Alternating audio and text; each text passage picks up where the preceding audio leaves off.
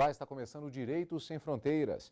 O avanço do Estado Islâmico no Oriente Médio levou os Estados Unidos a adotar novamente, mas de forma relutante, uma velha tática: armar grupos menores com o objetivo de combater inimigos maiores. Hoje, os curdos estão recebendo armas. No passado, foi o Talibã. Casos de minorias que lutam por autonomia e independência são o tema do Direitos Sem Fronteiras de hoje, que recebe o professor de Direito Constitucional e Filosofia do Direito, Henrique Smith Simon, e a professora de Relações Internacionais, Renata de Melo Rosa. Antes, a gente acompanha uma reportagem sobre o assunto da semana.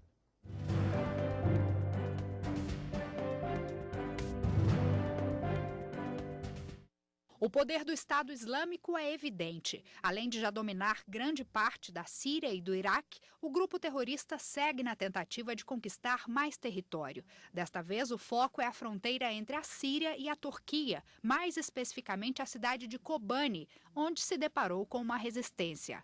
Não é de hoje que o povo curdo, originário daquela região, luta por independência, sempre sem sucesso. A etnia nunca conseguiu estabelecer sua identidade e uma nação própria, e é vítima de constantes massacres. A situação, pelo menos para parte deles, pode começar a mudar. Os Estados Unidos lançaram recentemente por via aérea armas, munição e medicamentos para os curdos sírios que vivem na fronteira com a Turquia, na tentativa de impedir o avanço do Estado Islâmico no local. A atitude não agradou a Turquia, que teme, entre outras coisas, que essas armas caiam nas mãos de outro grupo curdo, do Partido dos Trabalhadores do Kurdistão Turco, já considerados por eles uma facção terrorista. Armar minorias e tratar com periferias, não é? A lição da história ensina que é imponderável. Homens da periferia causaram verdadeiros terremotos na história. Stalin, Hitler, Napoleão. E quanto às minorias, quando se pensa em instrumentalizá-las em favor desta ou daquela causa, não é? Sobretudo armando-as, não é? Frequentemente acontece, não é, que no torna-viagem, não é, estas minorias se tornam rebeladas, não é, e investem contra os interesses daqueles que as armaram no intuito de instrumentalizá-las. Não é? A história mostrou que um aliado de hoje pode ser um inimigo de amanhã. O Talibã, grupo islâmico fundamentalista do Afeganistão, é prova disso. Eles foram armados pelos americanos para lutar contra o domínio da ex-União Soviética no país, tomaram o poder nos anos 90 e acabaram se aliando à Al-Qaeda, responsável pelo atentado de 11 de setembro de 2001 contra os Estados Unidos. A sorte está lançada. Os Estados Unidos não combinaram com o imponderável, não é? Ao elegerem esta política temerária, não é? Como a sua forma de intervenção nos conflitos ali existentes, que em última instância, não é?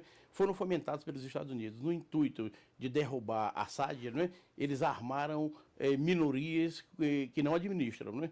E o último episódio desse processo é agora relativo aos curdos. Não é? A espiral da violência aumenta, se amplia e ninguém a administra em seguida. Os curdos poderão amanhã investir não apenas contra os interesses da Turquia, não é?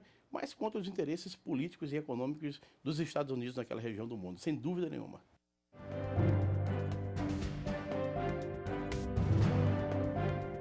Esse xadrez do direito internacional, das relações internacionais e particularmente quando se fala em Oriente Médio, não tem jeito. Sempre, talvez se uma pessoa, ela, por algum motivo, ela entrasse num sono de algumas semanas atrás e acordasse nesses últimos dias, ela talvez ficasse um pouco perdida com relação a esse xadrez. Tivemos agora, recentemente, passeatas na Turquia em apoio aos peshmergas, que são justamente os soldados curdos que combatem o exército islâmico e que há esse medo por parte do governo turco em relação a uma possível utilização destas armas que foram distribuídas contra a própria Turquia. Como o professor disse, é uma situação imponderável. Dá para prever alguma coisa? Vamos começar com o professor Smith. Eu acho muito difícil prever o que pode acontecer ali. É uma região que, desde o fim da Primeira Guerra Mundial, é muito instável. E tem uma carência de formações institucionais sólidas, né? Depois do Império Turco Otomano e com a colonização europeia, a situação em que eles ficaram depois foi uma situação de um pluralismo numa região culturalmente dominada pelos muçulmanos, pela religião islâmica, com diversas visões de mundo, mesmo sobre o Islã, disputas internas de grupos islâmicos e de outras minorias, como os curdos, por exemplo, e mesmo dentro dessas minorias, disputa entre elas, por exemplo, os curdos também já entraram, inclusive, numa espécie de guerra civil, né, numa história recente, ali na década de 90. Então, realmente, quem dorme uma semana hoje e acorda depois, vai se deparar com notícias totalmente diferentes sobre o Oriente Médio a cada momento. Professora, um ponto que tem sido muito debatido, talvez até ao longo de todo o século XX, com relação a esses conflitos regionais, com relação à herança do colonialismo europeu a partir do próximo século XIX. Então, no caso dos curdos, por exemplo, é uma população que preenche uma determinada região geográfica, só que as fronteiras que cortam e dividem esse povo, eu tenho a impressão que elas têm um papel fundamental nisso, porque uma parte está na Turquia, outra parte está no Iraque, e aí, bom, é uma salada total. Parte de todos esses conflitos separatistas de luta por território tem a ver com a conformação do sistema internacional após a Segunda Guerra Mundial, que deixou para o Conselho de Segurança das Nações Unidas a decisão única de decidir quem será um país soberano e quem não será um país soberano. Então, o Conselho de Segurança das Nações Unidas tem 5 países permanentes com poder de veto e são eles que decidem se essas demandas separatistas se tornarão, de fato, uma nação soberana. E isso tem causado muitos problemas, porque Estados Unidos e Rússia têm uma disputa hegemônica que nós sabemos, né, segundo os russos, vem desde a Revolução Russa, e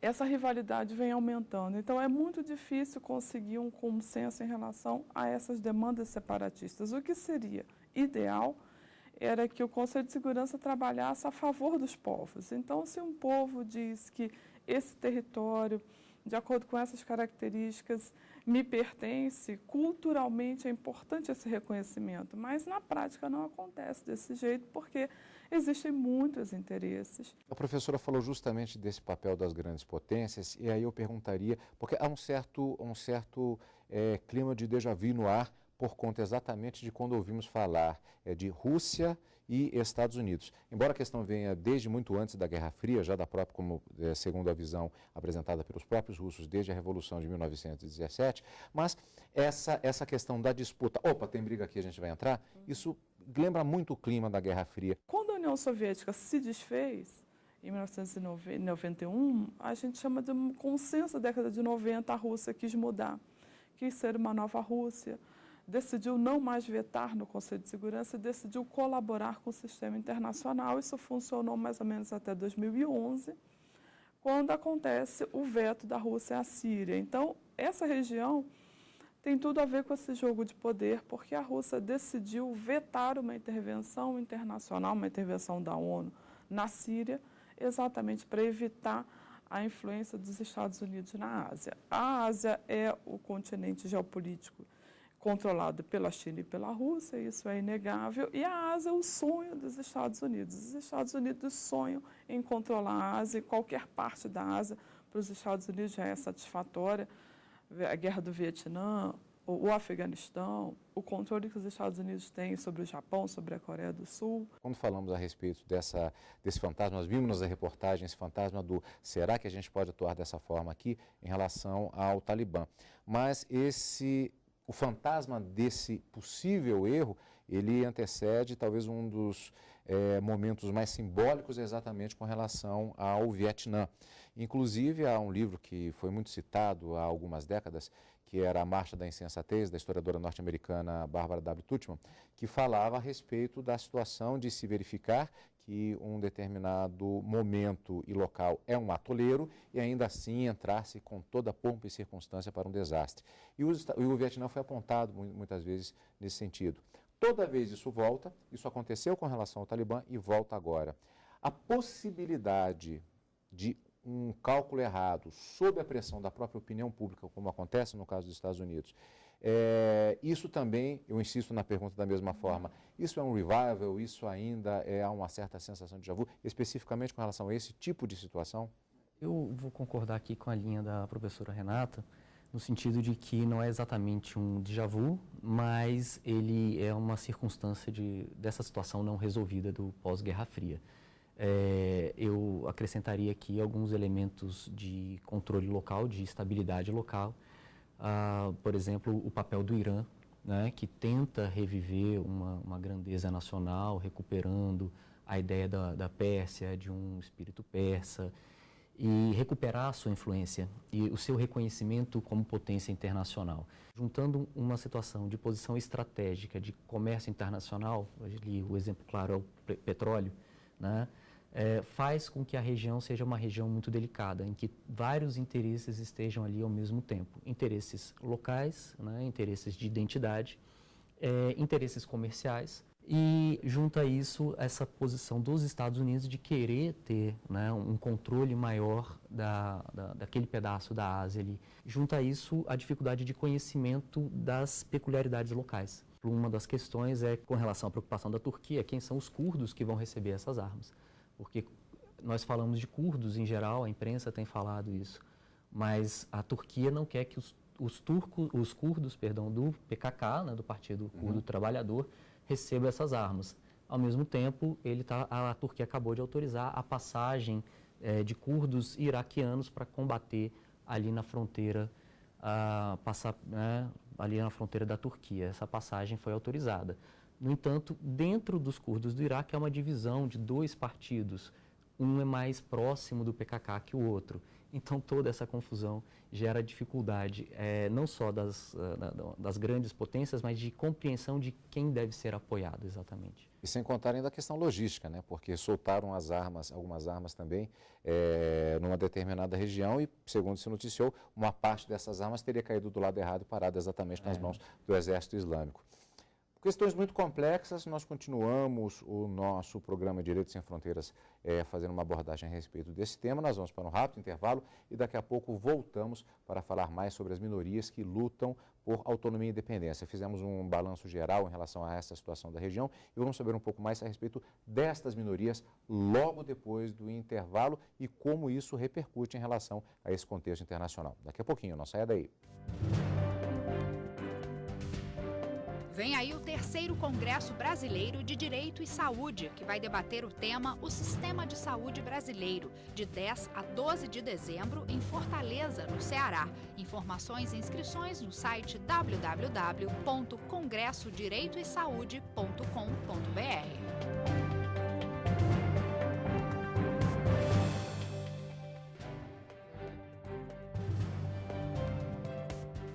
Estamos de volta com o Direitos Sem Fronteiras, que discute hoje casos de minorias que lutam por autonomia e independência. Nós falamos no primeiro bloco, basicamente, em relação à questão do Oriente Médio, da questão dos curdos e do avanço do Estado Islâmico e de alguns problemas que acontecem ali. Mas não é o único grupo que luta já há algum tempo por uma determinada autonomia, às vezes até pela própria sobrevivência. E nós temos casos que são muito conhecidos até mesmo na própria Europa. Por exemplo, na Espanha nós temos bascos e catalães que lutam pela separação há várias décadas, já apelaram inclusive para o terrorismo em determinados momentos. E temos também um caso mais recente que ele, de certa maneira, ele não se situa no mesmo grau de dramaticidade, mas tem uma longa história nesse sentido, que é o caso dos escoceses que passaram por um plebiscito para decidir se ficavam ou não no Reino Unido. O que pesa na hora que se fala a respeito da legitimidade desses grupos? A partir da criação das Nações Unidas, o órgão que decide se os países irão existir ou não, novos países irão existir ou não, é o Conselho de Segurança. E ele tem critérios políticos para decidir. Não há um balcão no Conselho de Segurança em que os países podem entrar com suas demandas, serão analisadas tecnicamente se isso é legítimo ou não. Não, é uma decisão política. E essa decisão política não leva em consideração critérios que os povos gostariam que fossem levados, né? Então, a Rússia, China, Estados Unidos, Reino Unido e França têm o poder nas mãos de decidir, claro que o Conselho é feito por 15, mas são esses 5 que têm poder de veto, tem o poder de decidir, por exemplo, se a Palestina vai virar um país ou não. Os Estados Unidos dizem, não vai virar porque eu não quero. E cada vez que os Estados Unidos emitem essas declarações, 300 foguetes são enviados para Israel. Ele não sente porque tem escudo antimíssil. Então, é muito difícil, eu acho, principalmente para a juventude desses países ou desses grupos que querem se separar, entender esse autoritarismo, entender o não pelo não. E claro que isso é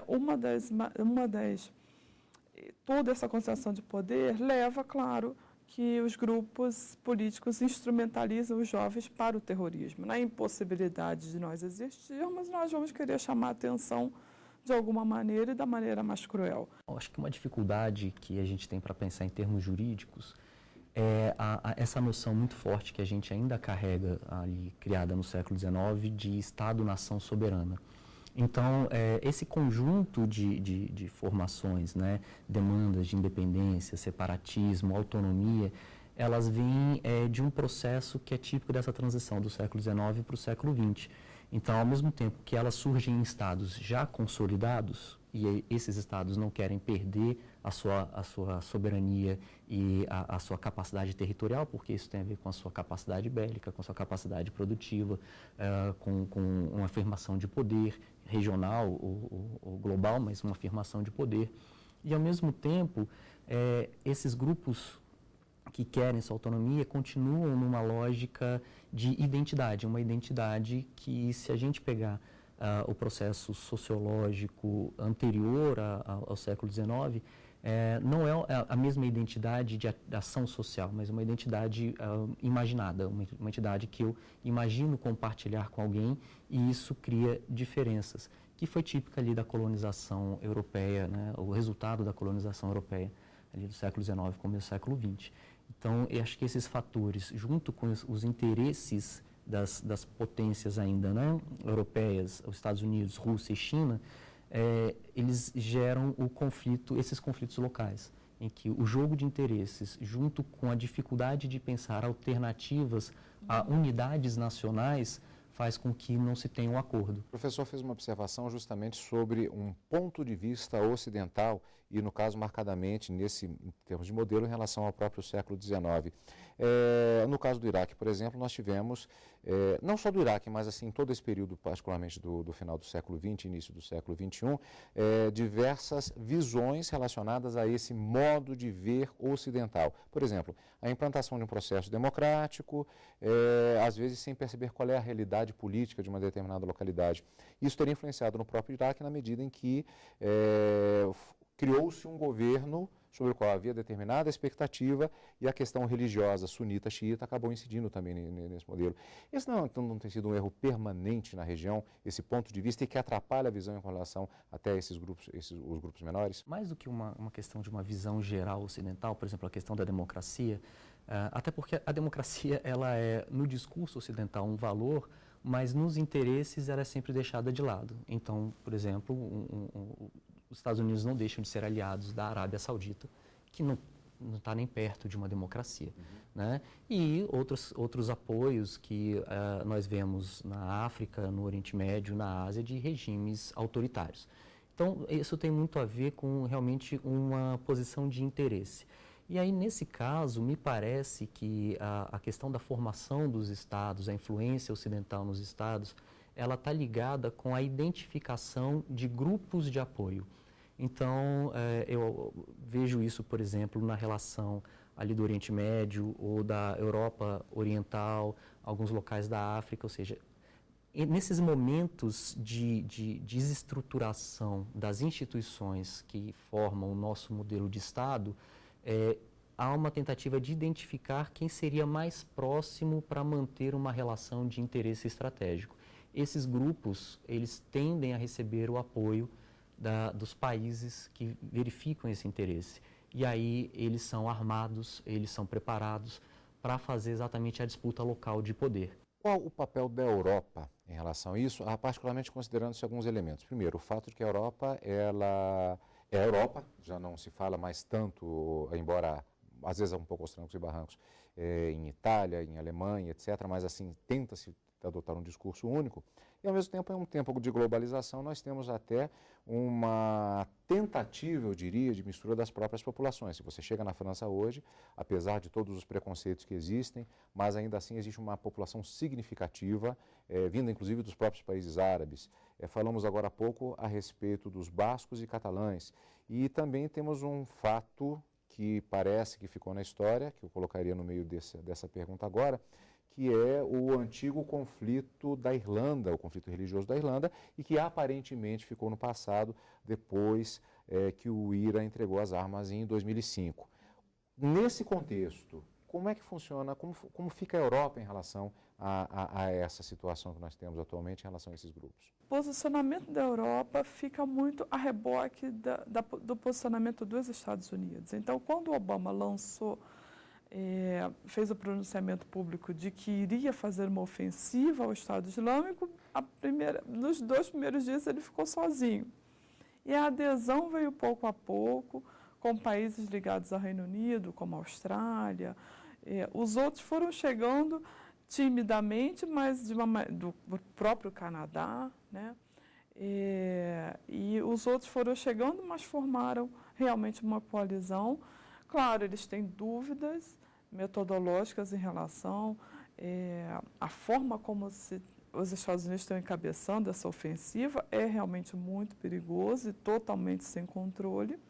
Mas eu acho que não há alternativa para a Europa a não ser ficar ao lado dos Estados Unidos, embora com dúvidas, porque ficar do lado da Rússia é um pouco impossível nessa situação de conflito gerada com a anexação da Crimeia, que a Rússia ameaçou cortar todo o fornecimento de gás, entrou em crise profunda com a Europa, então a Europa está um pouco sem alternativa. Eu tenho certeza que eles não gostariam de entrar de peito aberto nessa ofensiva, mas para eles não há muita opção a não ser ficar ao lado dos Estados Unidos. Professor?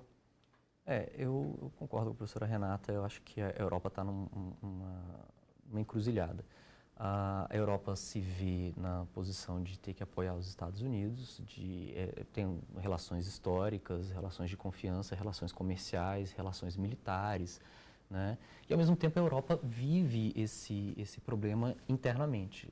Ao mesmo tempo que tem um discurso da União Europeia, de uma unidade da Europa, em termos de constitucionalismo, foi até interessante na discussão sobre a Constituição Europeia, se existia um povo europeu, né? Quais seriam os critérios de identidade de um povo europeu. A Europa, no momento da crise do euro, volta à situação de fragmentação, né?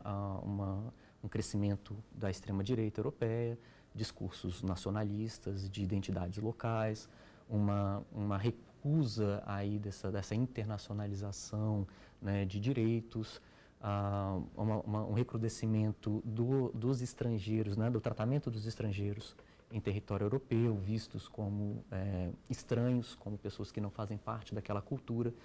O que é, de certa forma, similar, se pegarmos a racionalidade geral da situação com a discussão ali, né, do Oriente Médio, da África, da Ásia. Ou seja, a Europa, ela criou esse modelo de pensamento e ela continua com esse problema e ela tem dificuldade para sair dessa situação. Ao mesmo tempo que tem um discurso de direitos humanos vindo desde o iluminismo europeu, ela tem a dificuldade de transformar isso em convivência plural. Então, a Europa fica, acho que, tanto economicamente como politicamente, ali numa encruzilhada. É difícil resistir à tentação de fazer, num caso como esse, um exercício de futurologia, mas eu vou resistir. É o caso, a questão que eu vou deixar em aberto, na verdade, que eu não vou fazer a pergunta propriamente, que era exatamente sobre uma declaração que já tem algum tempo, do presidente Erdogan, da Turquia, que chegou a afirmar que apenas bombardeio e ajuda humanitária não seria suficiente para se fazer o combate ao exército islâmico. E é um outro nó górdio que se chegou justamente sobre a utilização ou não de tropas e não apenas o apoio, eventualmente, a algumas etnias, a alguns dos grupos que estão lá, que é o ponto fundamental do nosso programa. O grande problema é que, se eu fizer a pergunta agora e os senhores fizerem algum determinado exercício de hoje para amanhã, tudo pode mudar, exatamente é um grande problema que existe na região. E, além disso, nós não temos tempo, nosso programa está encerrando. Vamos continuar acompanhando e saberemos o que acontecerá. E isso poderá ser objeto, novamente, de mais um debate aqui no nosso programa Direito Sem Fronteiras. Eu conversei com o professor de Direito Constitucional e Filosofia do Direito, Henrique Smith Simon, e com a professora de Relações Internacionais, Renata de Melo Rosa. E você, amigo da TV Justiça, para participar, envie a sua sugestão para o e-mail direitosemfronteiras@stf.jus.br. Para rever esta e outras entrevistas, basta acessar www.tvjustiça.jus.br. Tchau, a gente se vê na semana que vem.